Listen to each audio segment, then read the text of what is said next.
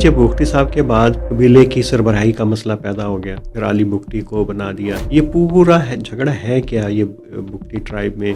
बकुल नवाब बुख्ती के ये बलोच कौम का जो सिस्टम है सरदारी अवाम की मिल्कियत है, जिस पर चाहे पगड़ी बांधे। बुख्ती साहब ने क्या रियासत के खिलाफ बगावत कर दी थी जब पहाड़ों में थे? नवाब बुख्ती जब पहाड़ों में थे बड़े शदीद रद्द-ए-अमल में होते थे, बहुत सख्त बातें भी करते थे, मगर वो इतने मोहतात थे कि अखबार वालों को कहते थे अगर मैं कोई बयान दूं, और देते भी थे, कहते मुझसे एडिटिंग करवाएं, मेरे नाम से अमोल्ला कन्नानी को दिखाएं ताकि कोई बात रियासत के खिलाफ न जाए। आप एक आर्मी जनरल को इसलिए अच्छा समझते हो, हम भी अच्छा समझते हैं कि वो आर्मी के मुल्क के तहफ़्फ़ुज़ कर रहा है, उसने हल्फ उठाया, एक हल्फ उठाए, इसने 50 हल्फ उठाए। बुख्ती का मसला पाकिस्तान की रियासत के साथ है या कबीले के बुख्ती कबीले से मुतल्लिक है, रॉयल्टी से मुतल्लिक? देखिए ये सवाल आपका है, जवाब मेरा है। आप नाम ले रहे हो, मैं नाम से डरता हूँ। जिस शख्स का दादा मार दिया जाए, शहीद कर दिया जाए, उसके बाद वो क्या करे? बेवकूफ है कि वहाँ बैठकर शादियाने बजाए मुर्दाबाद न बोले तो जिंदाबाद भी नहीं बोल सकता है। तो ऐसे हालात के अंदर आप किसी से, बच्चे से, खानदान से कैसे तवक्को रखते हैं? इस वक्त तो 2-3 तरह की क़यादत है ना बलोच। एक तो वो है जो भी पहाड़ों पे इधर है, वो तो बात करने के तैयार नहीं है। कुछ वो है जो बाहर हैं, शायद वो मुफाहमत के लिए तैयार है, आना चाहते हैं। देखें ये बातें जो हम और आप करें बैठ कर, ये प्रिजम्पशंस हैं, अजम्पशंस हैं। सीरियसली किसी ने अभी तक कोशिश नहीं की। पाकिस्तान के लोग जिसको टॉप 1, 2, 3 कहते हैं, मैं नाम नहीं ले रहा हूँ, जो परमानेंट है 1, 2, 3, वो अगर इनिशिएटिव लें। रियासत के जिम्मेदारों ने अभी तक कोई कोशिश नहीं, कोई कोशिश हो सकता है की होगी, मेरे जरिए से की होगी, किसी और के जरिए से की होगी, वो कोई असर नहीं रखता है। 77 में किसने हल किया मसला बलूचिस्तान? एक आर्मी जनरल ने किया, जनरल ज़ियाउल ने किया, उसने रिकंसिलिएशन की। मैं बल्कि जहाँ बात होती है मैं कहता हूँ ज़ियाउल फार्मूला अपनाओ। तो यही पहला आप समझते हैं कि कॉन्फिडेंस बिल्डिंग मेजर लेनी चाहिए। मिसिंग पर्सन्स पहला हो सकता है। देखिए मैं मिसिंग पर्सन का ज्यादा इसलिए नहीं कहता हूँ, गवर्नमेंट इस मामले में बहुत संजीदा है, उसको पता है ये बड़ा इशू है। मुखालफाना बयानात न दिए जाए, किसी को हर्ट नहीं किए जाए, जी पहले आप हथियार डाल दें तो हम ये कर देंगे। हमने देखा कि 40,000 लोगों ने हथियार डाल दिए, फिर अमन क्यों नहीं हुआ? कठपुतली, इनसे कुछ नहीं होगा, ये इनको ऊपर ज़्यादा। मैं तो पर्सनली ये कहता हूँ जो भी इस निजाम को चला रहा है उसको सामने आना चाहिए। आपका बड़ा अच्छा रेपुटेशन है 1, 2, 3 का। तो 27वीं तरमीम के बाद तो कुव्वत बढ़ गई है 1, 2, 3 की। कुव्वत को और बढ़ना चाहिए। मैं तो उसके हक में, रियासत को चलाने के लिए किसी एक को अथॉरिटी होनी चाहिए। रियासत के लिए बड़ा थ्रेट BYC है या BLA? BYC तो बिल्कुल एक पॉलिटिकल है, वो सिटिंग डॉक्टर है, गवर्नमेंट मुलाजिम है। तो सबसे पहले वायलेंस के खिलाफ बात करूंगा एज ए वकील। चाहे BLA करे, BYC ने तो आज तक ऐसे बिल्कुल नहीं किया है। बाकी BLA ने भी अगर किया है तो आज की बात नहीं है, 70s की बात है, मैं गवाही नहीं दे सकता हूँ। फिर एहसान को मेहमान बनाते, मेहमान बनाने के बाद छोड़ देते। हम अगर एहसानुल्लाह की बात करेंगे तो गद्दार है, अगर हम BLA की बात करेंगे तो हम गद्दार है। खुद करेंगे तो सही है, हम कहते हैं सब सही है, सबसे बात करें।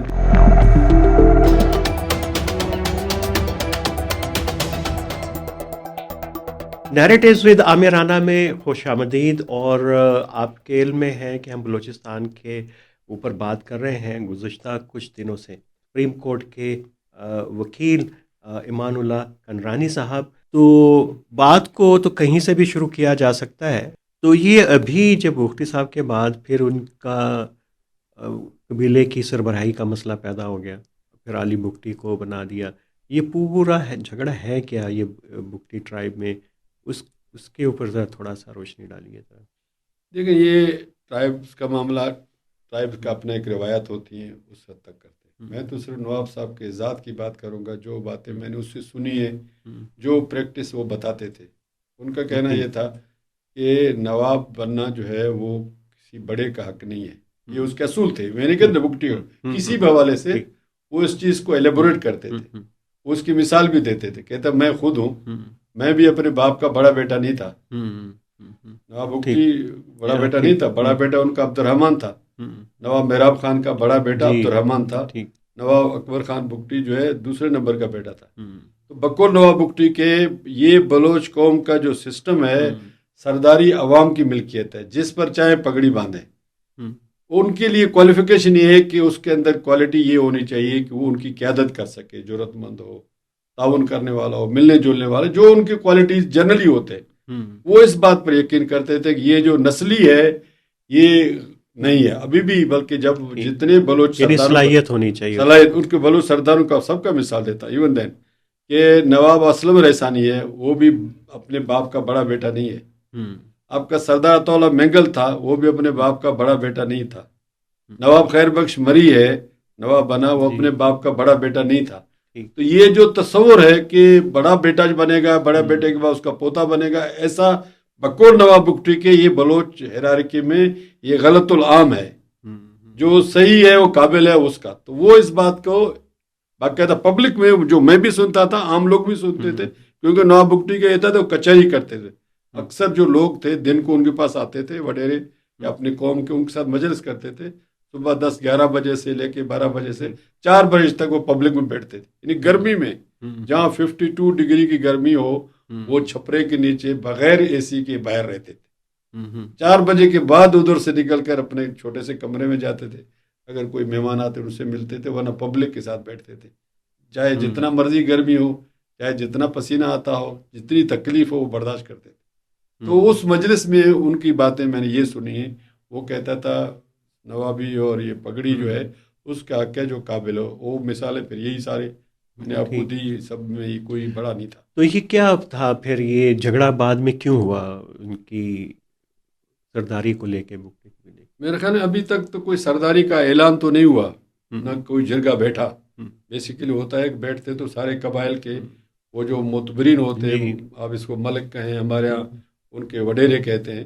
6 ان کے وڈیرے ہیں ٹوٹل جو قبیلے ہیں بگٹی کے. تو وہ کبھی میں نے نہیں سنا کہ 6 بیٹھے ہوں، انہوں نے کسی کو نواب بنایا ہو. تو یہ علی بگٹی کون ہے؟ علی بگٹی نوابزادہ سلیم بگٹی کا بڑا صاحبزادہ ہے. تو ان کا کلیم، چونکہ ایک تصور یہی ہے نا، بتا رہا ہوں کہ جو بڑا بیٹا ہو وہ اپنے اس تصور کے ساتھ ہے. لیکن وہ نواب بگٹی کا فلسفہ یہ تھا، جو جنرل فلسفہ تھا. میں بگٹی قوم کی بات نہیں کروں، ان کا آپس کا معاملہ ہے، میں ان پر کوئی فتویٰ نہیں دے سکتا ہوں. مگر میں ان کے فلسفے کی بات کر رہا ہوں، جس فلسفے کا پرچار وہ کرتے تھے، اور میں اکیلا نہیں تھا، سب سنتے تھے. بالکل ٹھیک ہے. میں صرف یہ ڈائنامکس اس لیے سمجھنا بھی چاہ رہا ہوں، اور ہمارے جو دیکھنے والے، کہ اگر قبائل نے اس کو نہیں بنایا کسی کو، تو وہ خود سے نامزد کیسے کر لیا انہوں نے ایک قبیلے کے سربراہ کو؟ یہ اس پورے کانفلکٹ سے جڑا ہوا مسئلہ ہے، یہ بگٹی قبیلے کا مسئلہ نہیں ہے. آگے اس کی جڑیں بہت دور تک معاملات ہیں نا. دیکھیں انٹرنل معاملات کس نے کیا، میں اس کا گواہ نہیں ہوں، نہ میں نے نہیں سنا کس قوم نے کیا، یہ بھی نہیں پتا. اگر کوئی کہتا ہے کہ ہماری قوم بیٹھی ہے تو ان کا آپس کا معاملہ ہے، وہ قوم کا اور سردار نواب کا معاملہ ہے. میں تو نواب صاحب کے چونکہ پولیٹیکل ساتھی تھا، میں اس کے ویژن کو مانتا ہوں، اور جو دکھ درد میں اس کے شریک رہا ہے، میں اس کو جانتا بھی ہوں اور مانتا بھی ہوں.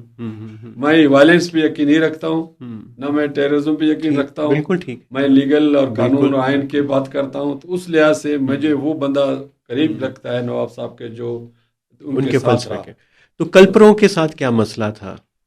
دیکھیں کلپروں کے بارے میں بھی نواب صاحب بڑے کلیئر تھے، اس کا بھی میں گواہ ہوں. کلپروں کا ہوا یہ ایک مسہیپ ہو گیا، ایک بہت افسوسناک واقعہ. 6 مئی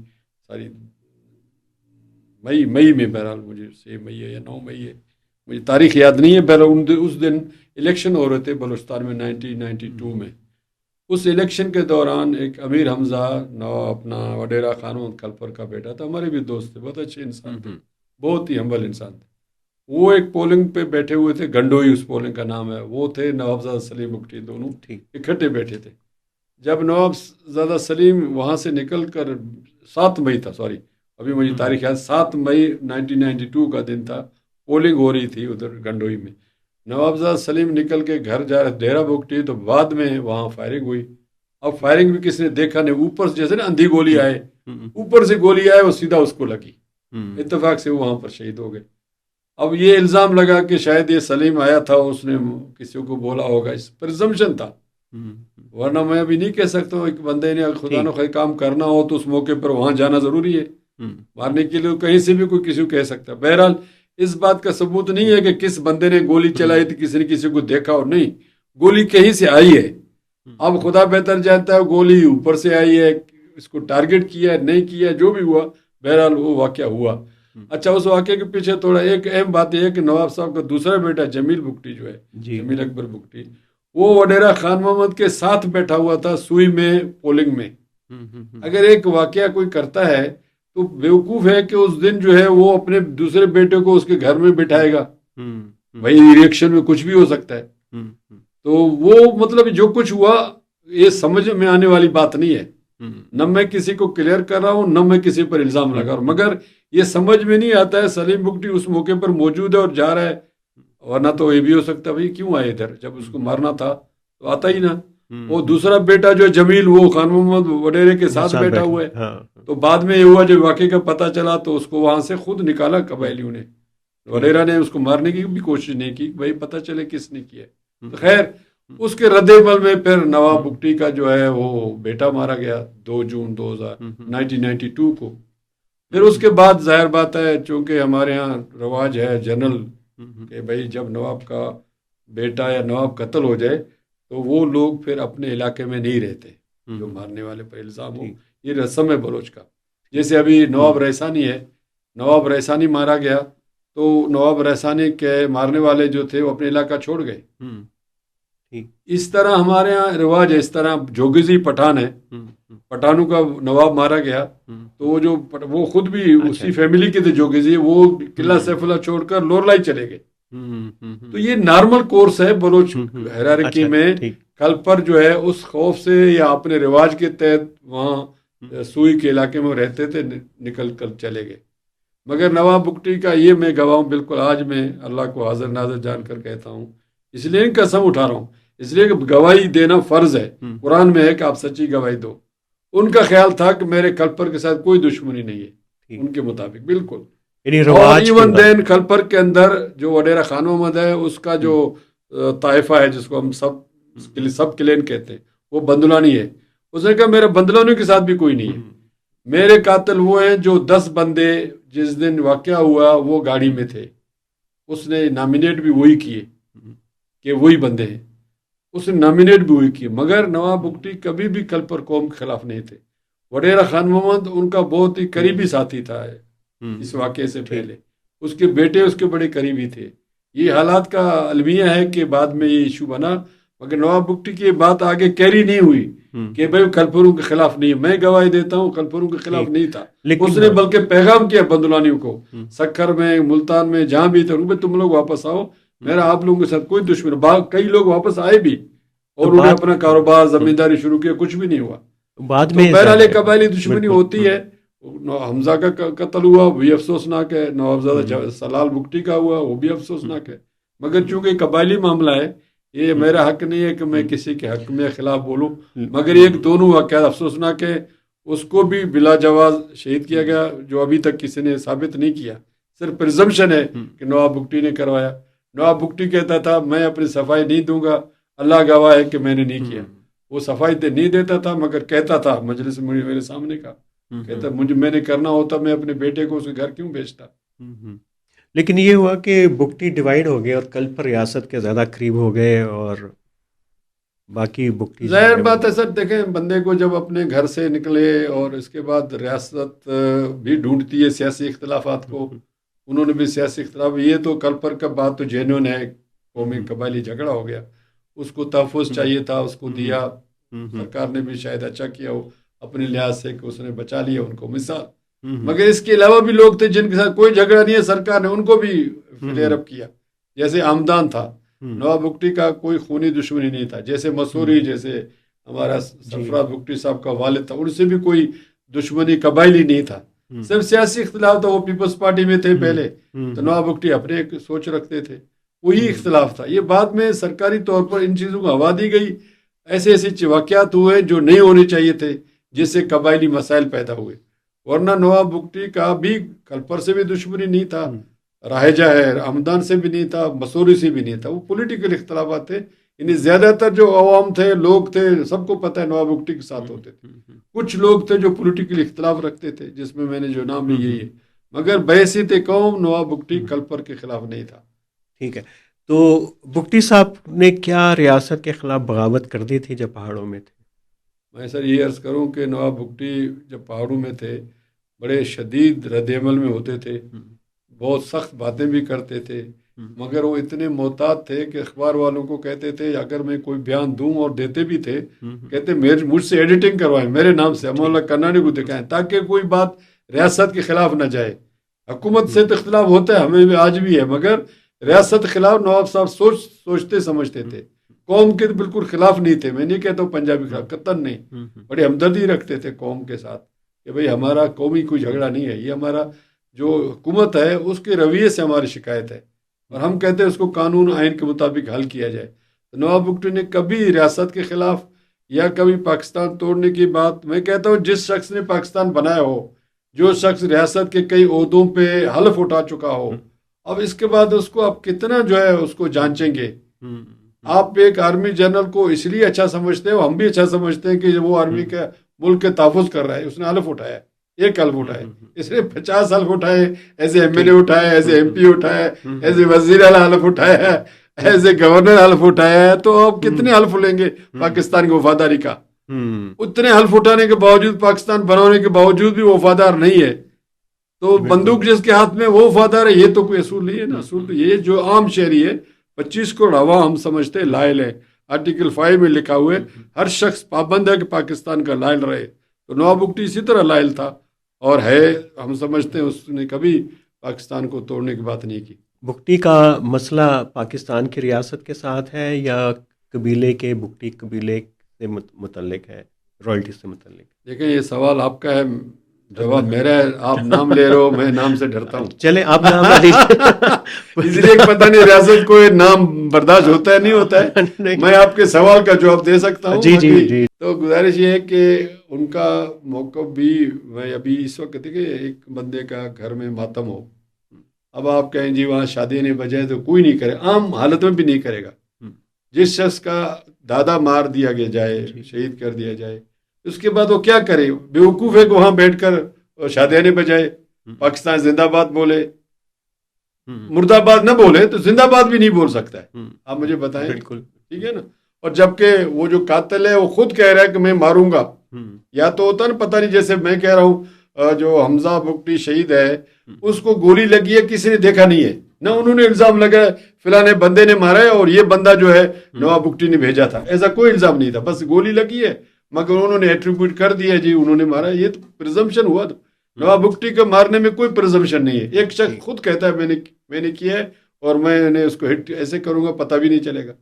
تو ایسے حالات کے اندر آپ کسی سے، بچے سے، خاندان سے کیسے توقع رکھتے ہیں کہ وہ آپ کے لیے اس طرح ہو جس طرح نارمل حالات میں ہوتے تھے؟ نواب بگٹی جس طرح پاکستان کے لیے نکلتے تھے، آخر میں ایسے حالات بن گئے کہ پاکستان جو بنانے والا ہے وہ غدار ٹھہرتا ہے، جو پاکستان کو توڑنے والا ہے. مشرق پاکستان ٹوٹا نواب بگٹی کی وجہ سے نہیں ٹوٹا، جن کی وجہ سے ٹوٹا ہے وہ معلوم ہے. حمود الرحمن کمیشن میں وہ لوگ ہیں جو پاکستان کے جو وفادار ہیں، ان کے ساتھ یہ سلوک کر رہے ہیں. تو برہمدر بگٹی ہو یا کوئی اور باہر ملک میں ہو، میں ان کے بارے میں ان کا تو کوئی ترجمہ نہیں ہوں، نہ بتا سکتا ہوں. مگر میں سمجھتا ہوں یہ سب لوگ جو ہیں پاکستان کے آئین کا حلف اٹھا چکے ہیں. بالاچ مری جو شہید ہوئے وہ صوبائی ایم پی اے بھی تھا اسمبلی کا اور وزیر بھی رہ چکا تھا. نوابزادہ ہیربیار مری جو ہے وہ بھی منسٹر رہ چکا تھا. اور برہمدر تو بچہ تھا، 8ویں جماعت 10ویں جماعت پھر بی اے اس نے پرائیویٹ کیا، تو ہمارے سامنے بچہ تھا، اس نے تو کوئی جرم کیا ہی نہیں تھا. وہ تو ظاہر جان کے امان میں کہیں بھی جا سکتا ہے، مجھے نہیں پتا کہاں ہے وہ. اگر بات یہ ہے کہ اس طرح کے واقعات اب ہوتے ہیں، وہ نیچرل، ہمارے قانون بھی لکھا ہے. ایک بندہ ابسکان کرتا ہے، کہتا ہے جی آپ قانون سے بھاگے ہو، ہمیں عدالتوں کے فیصلے کہتا بھی جان بچانے کے لیے بھاگنا ایک نیچرل پروسیس ہے. اب اگر کوئی ملک سے باہر گیا تو اس کو اب یہ نہ سمجھے کہ وہ غدار ہے، وہ اپنے جان بچانے کے لیے کہیں بھی پناہ لے سکتا ہے. نبی صلی اللہ علیہ وسلم نے بھی غاروں میں پناہ لیا ہے، مکے سے نکل کر مدینے چلے گئے. تو یہ بھاگنا یا کسی ملک میں جانا یہ جرم نہیں ہے. اگر کوئی جرم کرتا ہے تو وہ جرم ہے. مگر میں سمجھتا ہوں اگر ہم پاکستان یا پاکستان کی سیاست اور قیادت یہ مل کر کوشش کرے تو باہر جتنے لوگ ہیں ان سے بات کرنا مشکل نہیں. تو ڈاکٹر مالک صاحب نے کوشش کی تھی تو وہ کیوں ناکام ہوئی؟ ایک تو ان کا موقف تو ہمیں پتہ ہے، بس وہی موقف ہے. نہیں دیکھیں جہاں تک باہر والوں کی بات ہے، میں نے کہا میں ان کو ترجمہ نہیں ہوں، کیونکہ سینٹیمنٹس ہم جانتے ہیں. یہاں کوئی بھی اس ملک کو آگ لگانا نہیں چاہتا ہے، یہ بتاؤں آپ کو. مالک صاحب یہ کہتے ہیں کہ ہاں اس کا وہ لوگ یہ چاہتے ہیں کہ ہمیں اسپیس دیا جائے، ہمیں اسپیس دیا جائے، ہمیں امن دیا جائے. دیکھیں یہاں ایسے واقعات ہوئے جیسے ابھی مرتضیٰ بھٹو کا ہے، بے نظیر کی اپنی حکومت تھی، اپنے بھائی اس کے اپنے گھر کے سامنے مارا گیا. اب یہ ایسے واقعات ہیں جس پر ہم اور آپ کچھ نہیں کہہ سکتے، وہ خود اپنا تسلی کریں گے جو آنے والے ہیں. ان کو تسلی ڈاکٹر مالک نہیں دلا سکتا، میں نہیں دلا سکتا ہوں. جن کے ہاتھ میں قیادت و سیادت ہے وہ لوگ اس طرح بات کریں ان سے، تو کوئی میرے خیال میں پاگل نہیں اپنے گھر سے دور رہنا چاہیے. ان کو گھر ہے، ان کے بچپن یہاں گزاری ہے، ان کی یادیں یہاں پر ہیں، ان کی فیملی یہاں پر ہے، ان کے رشتے یہاں پر ہیں. کون اپنے سارے رشتوں کو توڑنا چاہتا ہے؟ پاکستان تو ایک ایسا وائبل ملک ہے، خاص طور بلوچستان کے لیے. یہ میں نہیں کہہ رہا، نواب بگٹی اس کو بڑے، اور نواب مری جو ہے جس کو کہا جائے پاکستان کا دشمن ہے، وہ ایلوبریٹ کرتے تھے. وہ کہتے تھے جی 780 کلومیٹر جو ہے ساحل ہے بلوچ علاقے میں، اور اس کے بعد تو سمندر ہے، کوئی پڑوس میں کچھ بھی نہیں ہے، پانی ہے خالی. دوسرا جو ہے کراچی لیاری بلوچ علاقہ ہے، یہاں سے لے کر ڈیرہ اسماعیل خان کے کلاچی تک یہ پورا بیلٹ پہاڑی علاقہ جو ہے یہ بلوچوں کا ہے. اس طرح بلوچ ہے، چاہے ڈیرہ غازی خان ہو، شہداد کوٹ ہو، آپ کا لاڑکانہ ہو، آپ کا دادو ہو، آپ کا تھانہ بولا خان ہو، یہ سب بلوچ علاقہ ہے. تو ہم یا تو پاکستان کے پڑوسی بن کر رہ سکتے ہیں یا شہری بن کر رہ سکتے ہیں. مطلب پاکستان سے دور ہم ہو ہی نہیں سکتے. ہمارے دوسری طرف افغان ہے اور ادھر سے ایران ہے. تو ایران بھی ہمارے ساتھ ہوسٹائل ہے مذہبی لحاظ سے، عقیدے کے لحاظ سے، کیونکہ یہاں بلوچ سنی ہیں، وہاں شیعہ ہیں، تو وہ بھی ان کو قبول نہیں کریں گے. اور وہاں پشتون ہیں، ان کے اپنے مسائل ہیں، وہ بلوچ کو کیوں قبول کریں؟ تو نواب مری کا یہ خیال تھا کہ ہمارے پاس وائبل جو رہنے کا حق ہے وہ پاکستان کے ساتھ ہے. تو اس کا مطلب اس نے پیغام دیا بطور شہری بھی رہ سکتے ہیں، بطور پڑوسی بھی، ہماری مجبوری ہے. سب سے بڑا جو بیلٹ ہے اگر بلوچستان الگ بھی ہوتا ہے تو پاکستان کے ساتھ ہے. ادھر سمندر ہے ان کا، ادھر ایران ہے جو ہوسٹائل ہے، افغانی ہمیں قبول نہیں کریں گے، تو ہم پاکستان سے کیوں بگاڑیں گے؟ تو کہنے کا مقصد ہے تو پھر کیوں نہ کوہیژن ہونا چاہیے، مل جل کر رہنے کا عمل کیوں نہ ہو. چلیں یہی راستہ ہے. بالکل یہ راستہ تو ہے، لیکن اس کے کتنے امکانات ہیں ابھی؟ کیونکہ اس وقت تو 2-3 طرح کی قیادت ہے نا بلوچ. ایک تو وہ ہے جو بھی پہاڑوں پہ عہدہ ہیں اور وہ تو بات کرنے کے تیار نہیں ہے. کچھ وہ ہیں جو باہر ہیں، ان کے بارے میں اطلاعات، افواہیں جن آپ تک بھی پہنچتی ہوں گی کہ شاید وہ مفاہمت کے لیے تیار ہے، آنا چاہتے ہیں. تو وہ آئیں گے تو وہ کن شرائط پہ، وہ کیا آپ نے کوئی سنی آگے پیچھے کوئی اس طرح کی چیزیں آپ نے سنی ہوں تو وہ بتائیے کہ تاکہ کوئی تھوڑی سی کلیئرٹی تو آئے. دیکھیں یہ باتیں جو ہم اور آپ کر رہے ہیں بیٹھ کر، یہ پریزمپشنز ہیں، ازمپشنز ہیں. سیریسلی کسی نے ابھی تک کوشش نہیں کی. میرے سیریسلی مراد ہے کہ پاکستان کے لوگ جس کو ٹاپ 1 2 3 کہتے ہیں، میں نام نہیں لے رہا ہوں، باقی تو آنے جانے والے ہیں جو پرماننٹ ہیں 1 2 3، وہ اگر انیشیٹو لیں. ریاست کے ذمہ داروں نے ابھی تک کوئی کوشش نہیں کی. کوئی کوشش ہو سکتا ہے کی ہوگی، میرے ذریعے سے کی ہوگی، کسی اور کے ذریعے سے کی ہوگی، وہ کوئی اثر نہیں رکھتا ہے. ان کا اگر انیشیٹو ہے، جس طرح آپ نے کابل کے لوگوں کو آپ قطر لے کر گئے، اس طرح بھی آپ کچھ کریں کہ آپ اپنا گارنٹی دیں، اپنے لوگ جو 1 2 3 ہیں وہ بیٹھیں، فیصلہ کریں کہ ہم نے کرنا ہے، پھر کوئی مشکل نہیں ہے. یہ میرے اور ڈاکٹر مالک کے بس کے کام نہیں ہے. ہم اس کو فیسیلیٹیٹ کر سکتے ہیں، اپنا گڈ آفس استعمال کر سکتے ہیں، مگر فیصلہ ان لوگوں نے کرنا ہے جو ریاست کے ذمہ دار. تو آپ کہہ رہے ہیں کہ 1 2 3 والے ادھر کے 1 2 3 والوں سے بات کریں. ادھر 1 2 3 ادھر تو بڑے وہ ہے، بڑے ہر ایک اپنا اپنا ڈومین ہے. میں سب کا تو نہیں کہتا ہوں، کچھ لوگ ایسے ہو سکتے ہیں جو بات بھی کریں گے، جو پازیٹیو بھی ہیں، اور جو کچھ نہیں کرنا چاہتے ان کے بھی مسائل ہیں. مگر کہتے ہیں نا CBM، کانفیڈنس بلڈنگ میجرز، جو 1 2 3 والے چاہیں گے تو CBM ہوں گے. جیسے اب دیکھیں، میں کوئی نئی بات نہیں کر رہا ہوں، ہم نے بھی جو باتیں دیکھی ہیں خود آنکھوں سے. 77 میں جو BLA کی بات ہوتی ہے 74 کی بات ہے، ورنہ اس سے پہلے 48 میں شہزادہ عبدالکریم کی بات ہے، وہ بھی لمبی بات ہے. مگر جو ریسنٹ ہے وہ 74 والا ہے. 72 کے بعد جب اسمبلی ٹوٹی پھر یہ سارا چلتا رہا. 77 میں کس نے حل کیا مسئلہ بلوچستان کا؟ ایک آرمی جنرل نے کیا، جنرل ضیاء الحق نے کیا. اس نے ریکنسیلیشن کی. میں بلکہ جہاں بات ہوتی ہے میں کہتا ہوں ضیاء الحق فارمولہ اپناؤ. میرا مقصد ضیاء الحق کی تعریف کرنا نہیں، مگر اس نے ایک ایشو کو حل کیا تو میں اس کا مثال دے سکتا ہوں. بلکہ ایک اچھے بھلے افسر نے مجھ سے کہا مجھے لکھ کر دے دے، میں لکھ کر دیا. وہ یہ ہے کہ آپ جو پولیٹیکل لیڈرز ہیں ان سے بات کریں، آپ کا مسئلہ حل ہو جائے گا. جس طرح ضیاء الحق نے کیا، نواب مری سے بات کی، سعادت اللہ سے بات کی، جو متعلقہ لوگ تھے انہوں نے بات مانی. آپ کے سامنے ہے. ایک سردار کابل چلے گئے یا رشیا چلے گئے، ایک سردار لندن چلے گئے. آرام سے. اور اس کے بعد جو پبلک تھی اس کو کمپنسیشن دیا, جو ایف سی تھی پہاڑوں میں اس کو انہوں نے واپس بلا لیا, ان کے قلعے تھے خالی ہو گئے.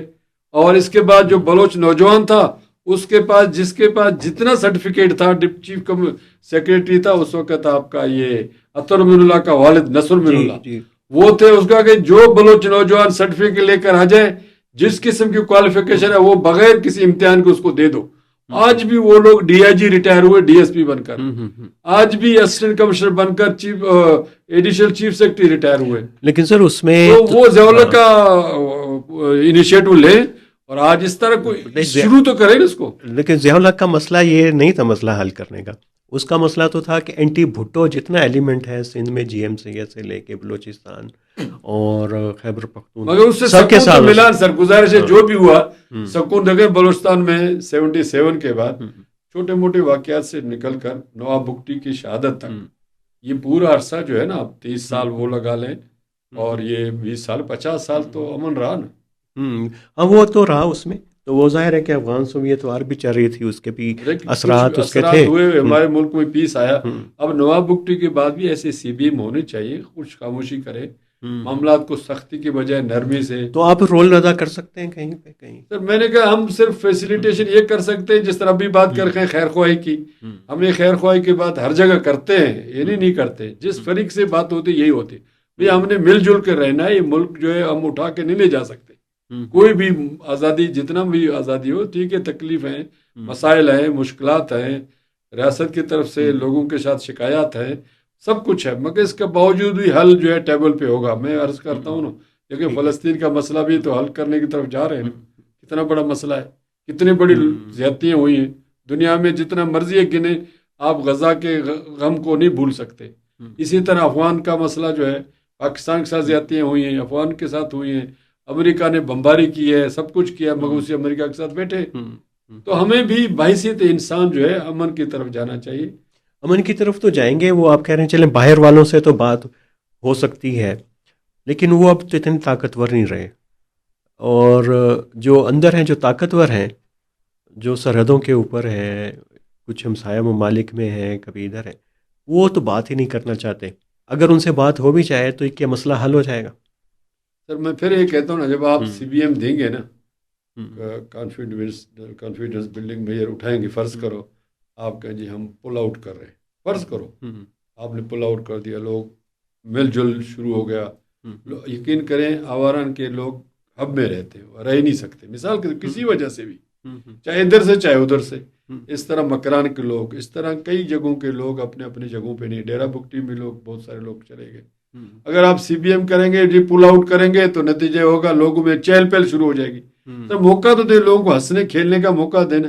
یہ لوگوں کے الزامات ہیں, کون کس کو اٹھاتا ہے, کوئی کہتا ہے کسی کو مارتے ہیں, کوئی کہتا ہے کسی کو اغوا کرتے ہیں, کوئی کہتا ہے یہ کون سا ادارہ کام کر رہا ہے. میں کسی پہ الزام نہیں لگا رہا ہوں, مگر ایشوز ہیں نا, ان کو ختم کریں. میں نہیں کہتا ہوں سب کچھ صحیح ہے, ہو سکتا ہے ایگزیجریشن ہو, اور جتنا کچھ آپ کر سکتے ہیں وہ تو کریں. میں ایڈوکیٹ جنرل تھا, پہلا کام کیا میں نے خود جو ہے 10 بندوں کو نکلوایا. بڑے لوگ خوش تھے کہ بھائی آپ نے کہاں سے لائے, کس طرح.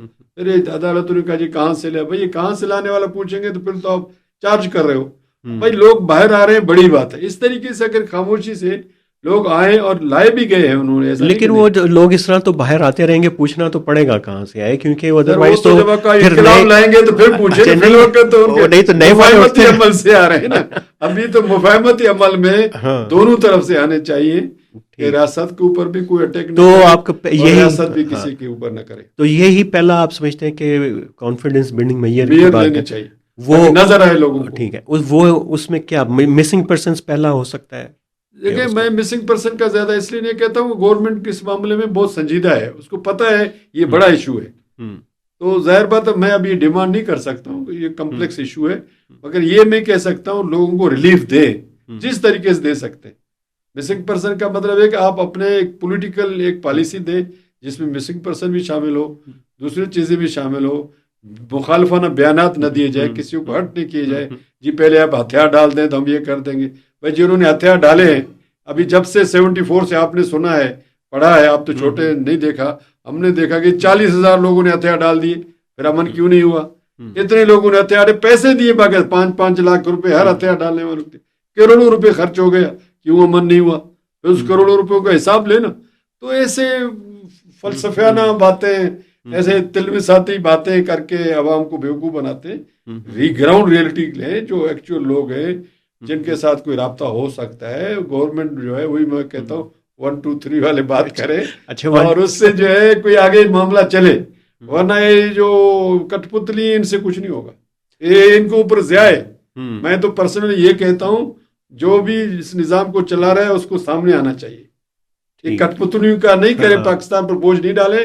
آپ کا بڑا اچھا ریپوٹیشن ہے 1 2 3 کا، تو لیکن 1 2 3 کرے بھگا دے.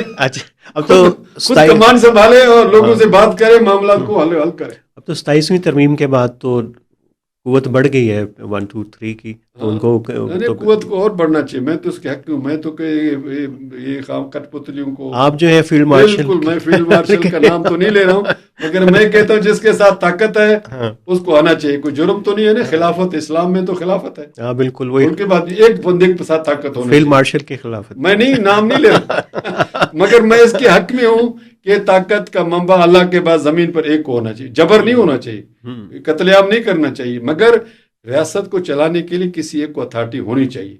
اب آپ کا کیا ہے، روز جا کے زرداری کی منتیں کرتے ہو، روز بلاول کی منتیں کرتے ہو، مولانا فضل الرحمان کی، پھر ان کے ساتھ لین دین کر کے، پھر ملک کا بیڑا غرق کر کے اگر آپ کوئی کام کرتے ہو اس کا اثرات کیا ہوتے گا؟ ناجائز کام کرتے. اب یہ جو جوڈیشری ہے اس کو تباہ کر کے، اس لیے کہ آپ کے خلاف فیصلے نہ ہوں، اس لیے کہ آپ کو ممبر مل جائیں، اس طریقے سے اگر آپ کو رکھو، اس سے اچھا خود ہی آ جاؤ بھائی. نہ ایم پی اے کی ضرورت ہے، نہ ایم این اے کی ضرورت ہے. آپ اچھے ہو، اپنے اچھے لوگوں کو رکھو، اس کے بعد چلاؤ ملک کو. اچھا یہ بتائیے کہ یہ ریاست کے لیے بڑا تھریٹ بی وائی سی ہے یا بی ایل اے؟ سر میں پھر یہ کہوں گا، میرا آزمائش کر رہے ہیں آپ. بی اے وائی سی تو بالکل ایک پولیٹیکل ہے. دیکھیں بالکل وہی میں کہہ رہا ہوں، وہ سٹنگ ڈاکٹر ہے، گورنمنٹ ملازم ہے. یہی تو ہم پوچھ رہے ہیں کہ ریاست شاید وہ سیاست سے زیادہ ڈر رہی ہے. میں تو سب سے پہلے وائلنس کے خلاف بات کروں گا ایز اے وکیل. چاہے بی ایل اے کرے، بی آئی وائی سی نے تو آج تک ایسا بالکل نہیں کیا ہے. باقی بی ایل اے نے بھی اگر کیا ہے تو آج کی بات نہیں ہے، 70s کی بات ہے. میں گواہی نہیں دے سکتا ہوں کیونکہ ایک ریاست کے ادارے نے اس کے ساتھ صلح کیا ہے. اگر بی ایل اے اتنا ہی برا ہے جس کے نام لینے سے میں ڈرتا ہوں، آپ بھی ڈرتے، ہمیں ڈرنا چاہیے کیونکہ ایک بینڈ آرگنائزیشن ہے. ہم نام نہیں لے سکتے. انہوں نے تو ان کے ساتھ مذاکرات کیے، ان کو معاف بھی کیا، ان کے ساتھ کمپنسیشن بھی دیا ہے. وہ مجھے نہیں پتا بی ایل اے کون تھا، میں تو چھوٹا تھا، 70s کی بات ہے. مگر بی ایل اے جب ان کی بات آتی ہے تو اب طالبان سے مذاکرات، پہلے وہ دہشت گرد ہوتے، پھر احسان اللہ احسان کو مہمان بناتے، مہمان بنانے کے بعد چھوڑ دیتے. ہم اگر احسان اللہ کی بات کریں گے تو غدار ہے، اگر ہم بی ایل اے کی بات کریں گے تو ہم غدار ہیں. خود کریں گے تو صحیح ہے. ہم کہتے ہیں سب صحیح ہے، آپ بھی صحیح ہو، بی ایل اے بھی صحیح ہے، سب پاکستانی ہیں، سب سے بات کریں. بی ایل اے کے نام کوئی اتنا برا نہیں ہے، مگر اگر اس کے عمل سے آپ کو فائدہ ہوتا ہے آپ بات کریں ان سے. کوئی بھی ہے، جس طرح 70s میں بات کی ہے اس طرح اب بھی بات کریں، مسئلہ حل ہوگا. مگر میں جیسا بھی ہوں، اس ملک کے ساتھ میری کمزوری اس ملک کا یہ دھرتی ہے، بالکل نہیں، میں اس سے باہر نہیں جا سکتا ہوں. نہ میرے پاس ٹائم ہے، نہ میں دل چاہتا کہ میں باہر جاؤں. ہمیں سب کچھ عزت اس ملک نے دی ہے، اس دھرتی نے دیا. ہماری پہچان یہی ہے. ہم البتہ مفاہمت کی کوشش کریں گے، ہر ایک کو کہیں گے کہ مفاہمت کریں امن میں.